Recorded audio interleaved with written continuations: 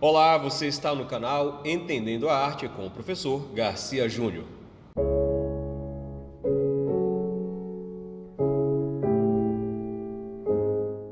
Não esquece, se você gostar do vídeo, deixa aí o teu like, pode comentar à vontade, te inscreve no canal e compartilha com a galera.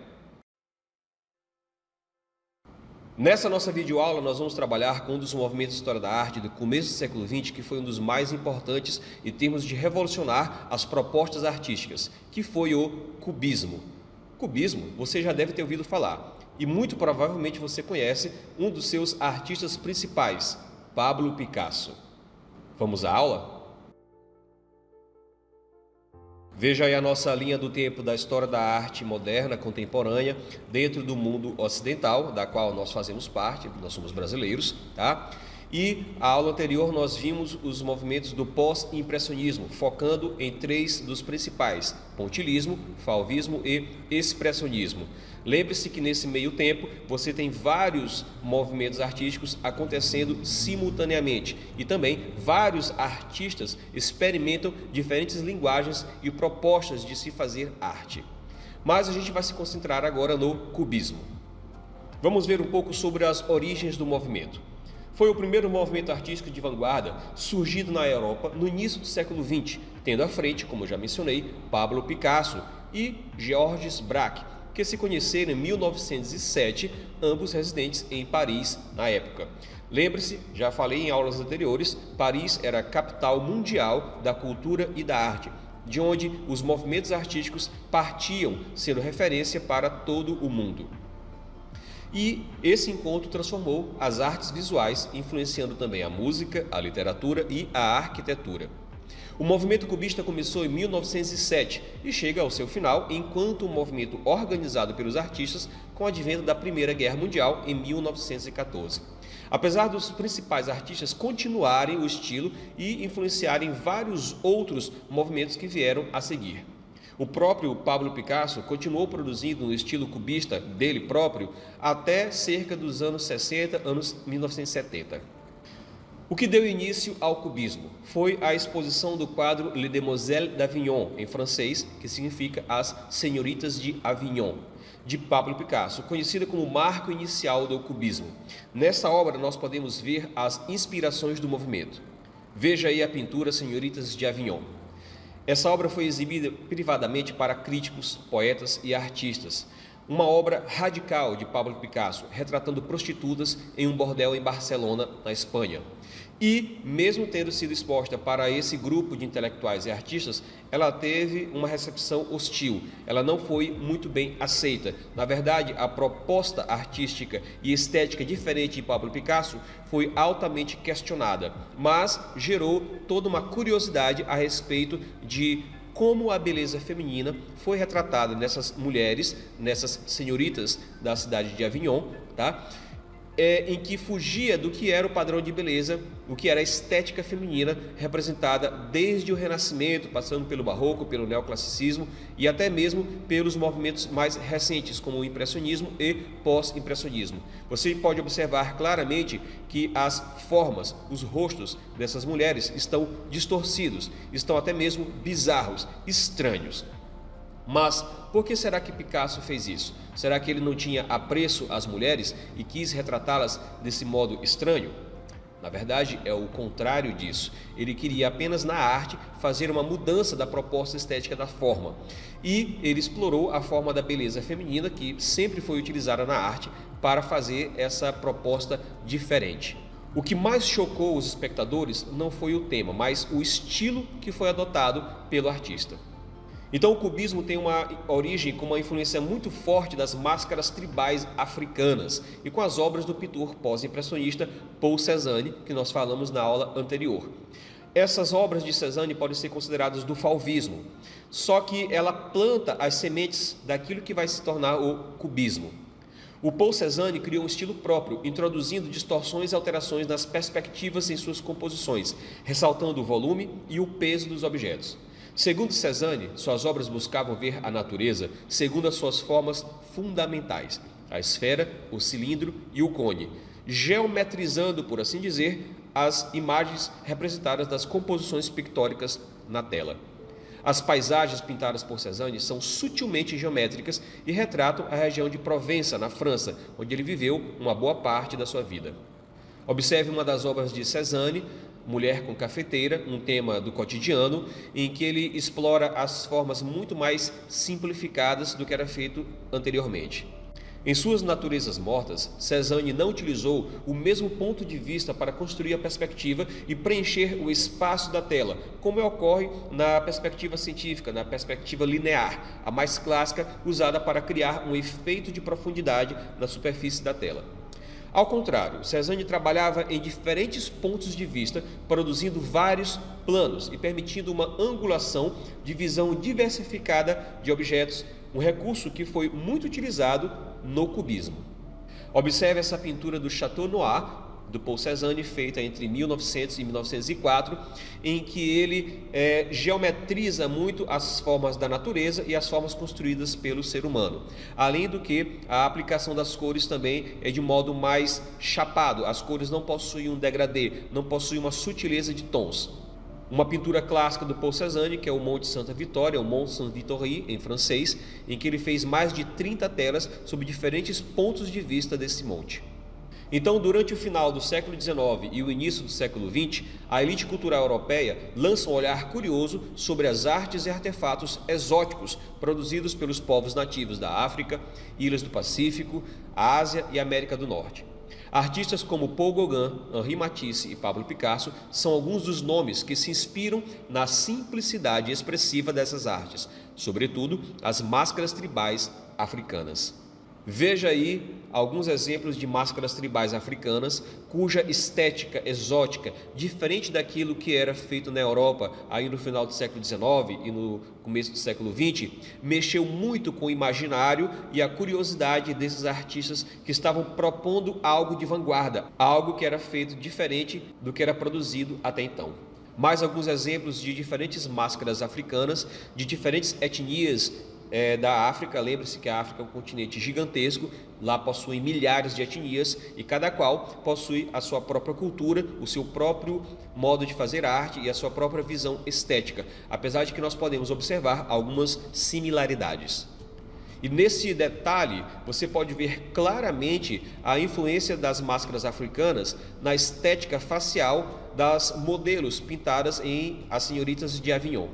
Essa mesma estética foi empregada por Pablo Picasso nos seus autorretratos, como esse que você está observando, feito entre 1907 e 1908, e o retrato de Gertrude Stein, que ainda possui um volume mais clássico, mas você começa a ver algumas simplificações na pintura. Então, como eu já mencionei, Pablo Picasso recebia uma grande influência de Paul Gauguin, das máscaras tribais africanas e da escultura ibérica, lá da região da Península Ibérica, onde fica Espanha, Portugal. Lembre-se, Pablo Picasso era um espanhol. Enquanto o francês Georges Braque, que era inicialmente do fauvismo, ele era um fauvista, estava interessado na ideia das múltiplas perspectivas, as visões em diferentes ângulos dos objetos, das formas das pessoas, inspirados em Paul Cézanne. Outro artista participante do cubismo foi o espanhol Juan Gris, pintor e escultor. Em pouco tempo, as propostas artísticas com diferente maneira de se expressar na tela e também na escultura, que a gente vai ver mais adiante, espalhou-se por toda a Europa. Aqui você tem uma fotografia de Pablo Picasso e Georges Braque em 1954. Atrás você tem um outro artista que é o Penrose. Pablo Picasso é esse mais baixinho, conversando de modo bem animado aí com Georges Braque. Os cubistas levaram adiante a proposta de Paul Cézanne, passando a representar os objetos com todas as suas partes colocadas em um mesmo plano na pintura na tela.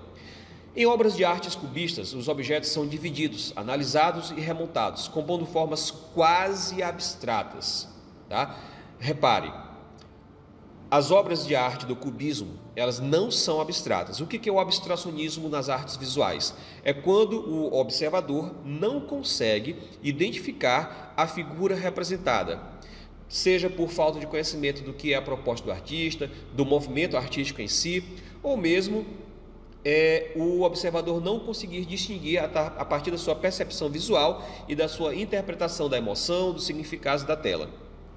O artista retrata o assunto a partir de uma multiplicidade de pontos de vista para representar o sujeito ou o objeto em um contexto maior. Os planos de fundo e a figura representada se interpenetram, se confundem. Então imagine que você vai observar uma paisagem e vai fazer uma pintura dessa paisagem. Mas você, dentro da proposta do cubismo, não vai fazer de um único ponto de vista. Você vai observar de diferentes ângulos e vai tentar representar em uma tela bidimensional esses vários ângulos simultaneamente.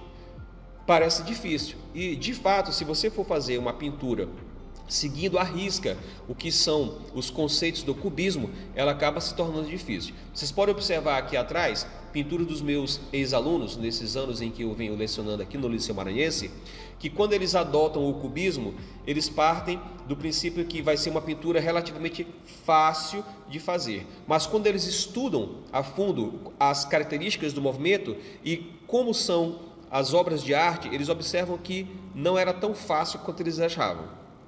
Então, para fazer uma pintura no estilo cubista, não basta a simples geometrização da forma. Você tem de pensar também nesses múltiplos ângulos e pontos de vista, como se você quebrasse a imagem, a desmontasse e tentasse remontá-la com diferentes ângulos.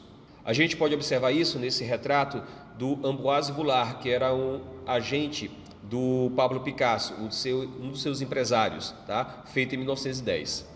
Não há uma representação realista, mas uma sugestão de corpos ou da estrutura dos objetos, apresentados como se pudéssemos vê-los sob todos os ângulos visuais, por cima e por baixo, percebendo-se todos os planos e volumes de uma vez só na superfície bidimensional da tela.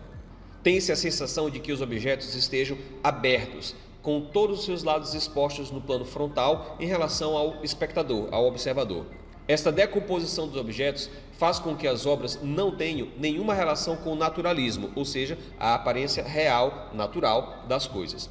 A gente pode observar muito bem nessa obra o tocador de acordeão, que é um tipo de sanfona, feito por Pablo Picasso em 1911. Veja bem se você consegue identificar a silhueta de uma pessoa e a ação de estar tocando uma sanfona, um acordeão. Consegue? Então o cubismo tenta representar a tridimensionalidade, o espaço tridimensional que nós vivemos, a altura, a largura e a profundidade, numa superfície plana, como nas telas, com formas geométricas, com o predomínio das linhas retas na fase inicial do movimento artístico. Veja essa obra, O Tocador de Violão. Você consegue identificar a silhueta e o formato do violão? Esse aqui é Pablo Picasso, jovem, em 1920.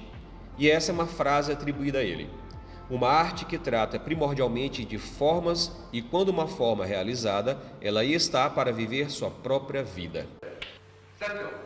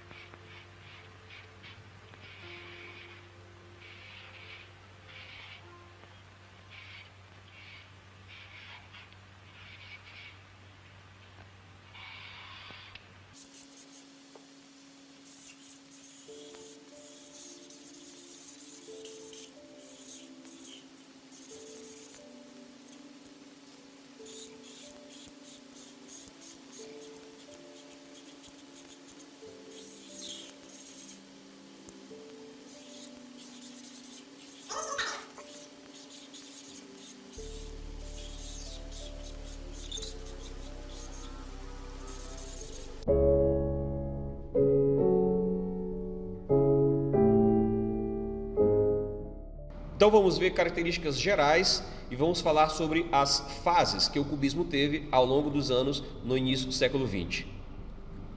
Então você tem a geometrização das formas e volumes, a renúncia à perspectiva, o claro-escuro, em italiano chiaroscuro, que vem lá do Renascimento, perde a sua função nessa proposta artística.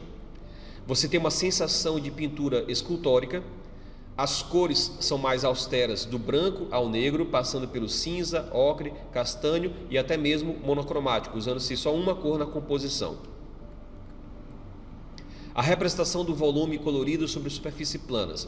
E aí você vai ver onde se encaixam essas características nas diferentes fases do cubismo. A representação do volume colorido sobre superfícies planas e formas sinuosas. E agora você vai ver onde essas características gerais se encaixam nas diferentes fases do cubismo. As três características são gerais, elas fazem parte de todo o cubismo. Essas outras três do meio são as características da fase inicial, chamada de cubismo analítico, e essas duas últimas são da segunda fase do cubismo, chamado de cubismo sintético. Vamos entender agora o que foram essas duas fases, cubismo analítico hermético e o cubismo sintético. O cubismo analítico hermético foi de 1910 a 1912. Caracteriza-se pela decomposição da obra em partes, com registro de todos os seus elementos em planos sucessivos e superpostos. Então imagine que você vai colocar na tela esses diferentes planos, um plano frontal, um plano intermediário, um plano principal e um plano de fundo, e tudo isso ao mesmo tempo na superfície da tela, procurando a visão total da figura, examinando-a em todos os ângulos simultaneamente. Então o cubismo analítico é visto como uma evolução da pintura de Paul Cézanne, que eu já citei no começo da videoaula. A prioridade dada à forma é máxima, tal que a composição cromática, o uso das cores, aponta para quase uma só cor, então se torna monocromática, geralmente usando-se nessa fase preto, cinza e tons de marrom e ocre. O objeto é de tal forma distorcido que quase tende para a abstração total, ficando no limite do perceptível da figura. Então, o observador mais leigo, que não conhece tanto as obras do cubismo, pode observar no primeiro momento uma obra e achar que ela é abstrata, não reconhece a figura que está lá. Requer um exercício de percepção visual mais dedicado, para que você possa interpretar aquela imagem que está sendo representada dentro das características do cubismo. Como aqui, nessa obra, o retrato de Daniel Henri Kahnweiler, de 1910. Note que você tem várias formas fragmentadas que retratam essa pessoa. E nessa obra nós podemos ver justamente o que vai dar o nome ao movimento, cubismo, que vem de cubos, como se a pintura fosse quebrada, desmontada, fragmentada e você fizesse pequenos cubos ou quadrados na pintura. Daí a geometrização que a gente já está falando. Essa outra obra é um pouco mais fácil de você reconhecer, mulher tocando bandolim. E nessa aqui você tem até mesmo uma sensação escultórica, em que o volume da figura é trabalhado nas formas geométricas básicas. Nesta outra obra, de Georges Braque, você tem uma quebra da figura, representando-a em vários ângulos. Outra obra de Georges Braque, Violino e Caneca, 1910. Violino e Castiçal.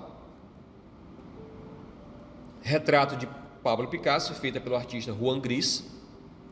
Você até pode observar nos temas em que eles fazem muita observação de objetos do cotidiano, do dia a dia, tentando enxergá-los de um modo diferente e representá-los na tela de um modo mais diferente ainda. E o que foi o cubismo sintético, a segunda fase do cubismo? Caracteriza-se pela introdução de diferentes texturas, colagens de papéis e outros materiais e uma grande variedade de temas, dando início à mistura de matérias na obra de arte, além das tradicionais tinta, pedra, barro, mármore, gesso ou metal. Veja, não é que os materiais tradicionais não fossem usados, eles ainda eram muito usados, mas os artistas estavam experimentando. Essa inovação pode ser explicada pela intenção do artista em criar efeitos plásticos e de ultrapassar os limites das sensações visuais que a pintura sugere, despertando também no observador sensações táteis, como se eles pudessem sentir com o tato aquela textura visual.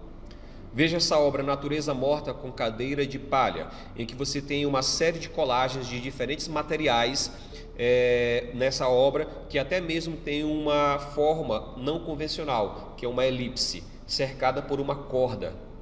Então, no cubismo sintético, os planos são mais redutores e esquemáticos em relação ao cubismo analítico. A cor volta aqui a tomar importância depois de ter sido desvalorizada na fase analítica.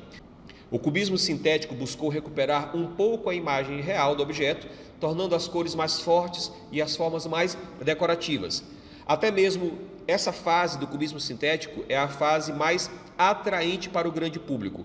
O cubismo analítico, ele também foi chamado de hermético, porque ele fechava muito a possibilidade de interpretação de pessoas que não conhecessem o que era a proposta daquele movimento. Você pode observar nessa obra, Natureza Morta com violão e bandolim, em que você tem uma obra de arte que nós podemos até dizer que ela se torna mais divertida, mais atraente para o grande público. Essa outra obra de arte feita com colagens de folhas de revistas e de jornais, a Garrafa de Suzy, trabalha com esses conceitos da colagem de diferentes materiais na tela. Essa outra obra, Mulher numa Poltrona, quebra e até mesmo torna bizarra a composição da pintura representando uma mulher. Essa outra obra, Três Músicos, em que trabalha com a pintura e a colagem também de outros materiais, assim como essa, Natureza Morta com frutas e violino. Essa obra, Fábrica e Horta de Ébro, uma região da França, feita por Pablo Picasso, vai lembrar muito obras que nós vamos ver no modernismo brasileiro, que eu vou citar no final dessa aula. Essa é uma das obras que você acha com mais facilidade quando dá uma pesquisada sobre cubismo e Pablo Picasso. Inclusive, essa obra chamada O Sonho, que Pablo Picasso fez, inspirado numa das suas amantes, você pode até pesquisar o filme As Mulheres de Picasso, em que você tem o artista Anthony Hopkins interpretando o pintor. É um filme bem interessante para você ver. E é uma obra muito utilizada pelos meus alunos para ser feita uma releitura ou uma reprodução. Mulher em Frente ao Espelho também é uma obra bastante conhecida dele e já foi utilizada por alguns dos meus alunos para fazer uma reprodução, como você pode observar aqui. Bem, pessoal, vejam aí algumas das obras dos meus ex-alunos e ex-alunas do terceiro ano aqui no Liceu Maranhense, fazendo uma releitura ou reprodução de obras do cubismo, como essa pintura aqui, essa outra aqui, essa aqui e essa aqui, além de outras dezenas de obras inspiradas no cubismo, não só em pintura, mas também em desenho, fotografia e colagens. Essa obra é bem curiosa, né? Meio que deixa a mulher com uma forma bizarra, uma forma distorcida. Busto de mulher com chapéu de flores. Chegamos a uma das obras mais conhecidas e famosas de Pablo Picasso, Guernica. O que é essa obra, Guernica? Guernica é um painel de 7,7 metros por 3,49 metros, feito em 1937. É um ataque apaixonado de Picasso ao governo fascista espanhol do ditador general Franco, apesar de ter sido encomendada pela República Espanhola para ser exibida na Feira Mundial de Paris. Traz um painel ideográfico do ininterrupto bombardeio alemão em 1937 à cidade de Guernica, na região basca, durante a Guerra Civil Espanhola. O quadro tornou-se um símbolo universal contra as atrocidades da guerra. O poder da obra deve-se, em parte, à mistura de elementos épicos e formas abstratas, com a decisão de Picasso negar-se a usar cores, transmitindo um poderoso senso de credibilidade jornalística e documental. Além da pintura, os artistas do cubismo também experimentaram a escultura e a maneira como eles exploraram diferentes materiais da pintura o fizeram também na escultura. Como acontece na pintura, predominam as formas geométricas planas e o pouco volume é conseguido com sua superposição. Não há preocupação quanto ao ponto de vista do observador, nem quanto à criação de cavidades ou espaços, nem sequer quanto à direção da luz que vai ser observada na escultura. Como você pode ver nessa obra, Cabeça de Mulher, 1909, uma escultura feita em bronze. O cubismo destaca-se dos movimentos artísticos anteriores porque suas obras são pensadas e construídas como nas colagens, com todo tipo de materiais, madeira, metais, papelão, cordas e outros, todos reunidos com o único fim de se obter uma escultura praticamente experimental e não concebida para a posteridade, para poder durar muito tempo, em mármores eternos e metais sólidos, a não ser em grandes obras. Como você pode observar nessa obra Natureza Morta com violão, feita a partir de recortes de papelão. Só que os artistas também faziam obras monumentais, como essa, uma obra sem nome, exposta na cidade de Chicago, nos Estados Unidos. Curiosamente, Picasso fez essa obra, que tem, se eu não me engano, 160 toneladas, e ela é gigantesca, mas o próprio Pablo Picasso nunca pôs os pés em Chicago, muito menos nos Estados Unidos. E assim nós temos vários outros artistas, além de Pablo Picasso e Georges Braque, experimentando os conceitos, as propostas cubistas na escultura, como essa obra do Juan Gris Arlequim, ou essas outras obras dos artistas Alexander Archipenko e Otto Gottfried. Ainda essa outra obra, O Grande Cavalo Visto em Dois Ângulos, de Raymond Duchamp Villon, ou essa obra do Georges Braque.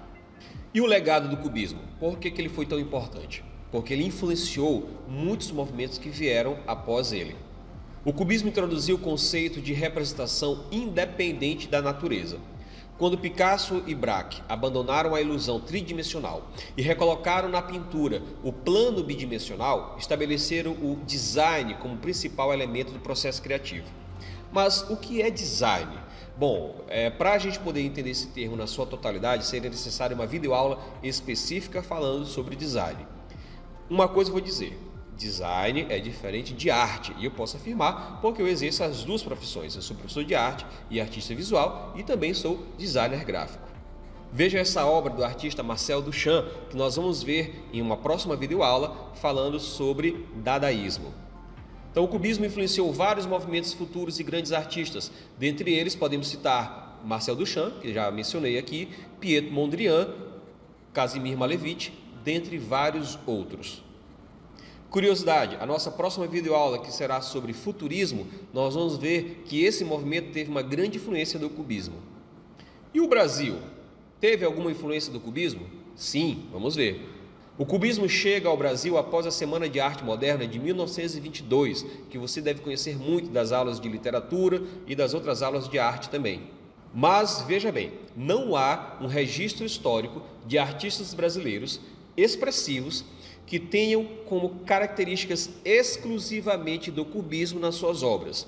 Eles foram muito influenciados por Georges Braque, Pablo Picasso e toda a turma dos cubistas, mas nenhum brasileiro seguiu à risca os preceitos do cubismo, com essas características que eu já citei anteriormente para vocês.